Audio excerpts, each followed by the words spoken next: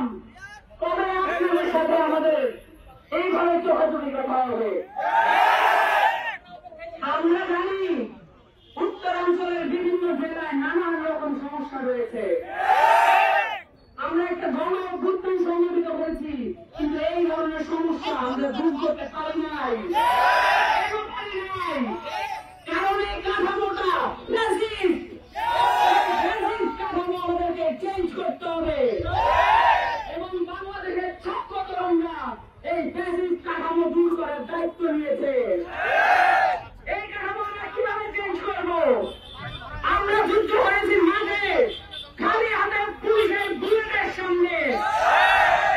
আমরা যুদ্ধ চালিয়ে যাব পার্লামেন্ট পর্যন্ত।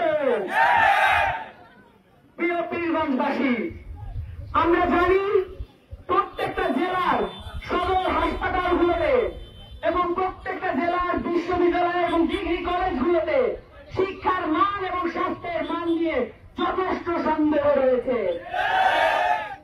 এই জায়গায় শিক্ষা এবং স্বাস্থ্য যদি চেঞ্জ না হয়, আমরা কিভাবে এমন জনগোষ্ঠী গড়ে তুলব যেই জনগোষ্ঠী ভবিষ্যতে আমাদেরকে ইন্ডিয়ার মতো পরাক্রমশালী শক্তির সাথে লড়াই করতে তৈরি করবে?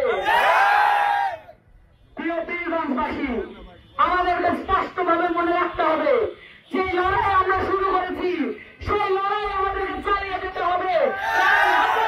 রাষ্ট্র কাঠামো পরিবর্তন হওয়া পর্যন্ত আমাদের কোনো শান্তি নাই। আমরা রাজপথে থাকবো, রাজপথ এনসিপি এবং ছাত্র জনতার দখলে থাকবে। প্রিয় পীরগঞ্জবাসী, আপনাদেরকে আবার মনে করিয়ে দিতে চাই, আমাদের এই 96 থেকে 98% জনগোষ্ঠী মুসলিম। আমাদের উপর দায়িত্ব আছে।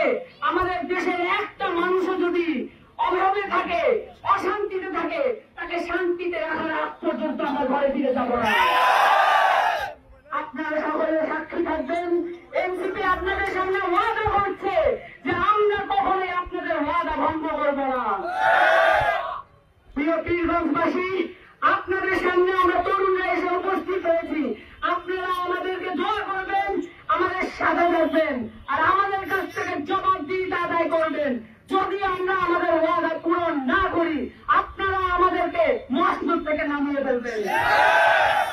প্রিয় পীরগঞ্জবাসী, আপনারা জানেন আপনাদের এলাকায় চাঁদাবাজি কি হচ্ছে নাকি হচ্ছে না? সন্ত্রাস দখলদারিত্ব হচ্ছে নাকি হচ্ছে না? সেগুলো বন্ধ করার জন্য একমাত্র শক্তি কারা? ছাত্র জনতা, নাগরিক এবং এনসিপি সকলে মিলে এমন প্রতিরোধ গড়ে তুলবে, এই শহরে কোন কান্ট্রিতে কোন ধরনের সন্ত্রাস, কোন ধরনের দখলদারিত্ব, কোন ধরনের চাঁদাবাজি আমরা মেনে নেব না। আপনারা সকলে এক একজন পাহারাদার, এক একজন প্রতীক্ষাকারী এবং আপনারা প্রত্যেকটা মানুষকে রক্ষা করবেন। এর কথা আমাদেরকে দিবেন এবং আমরাও আপনাদের সাথে থাকবো ইনশাআল্লাহ।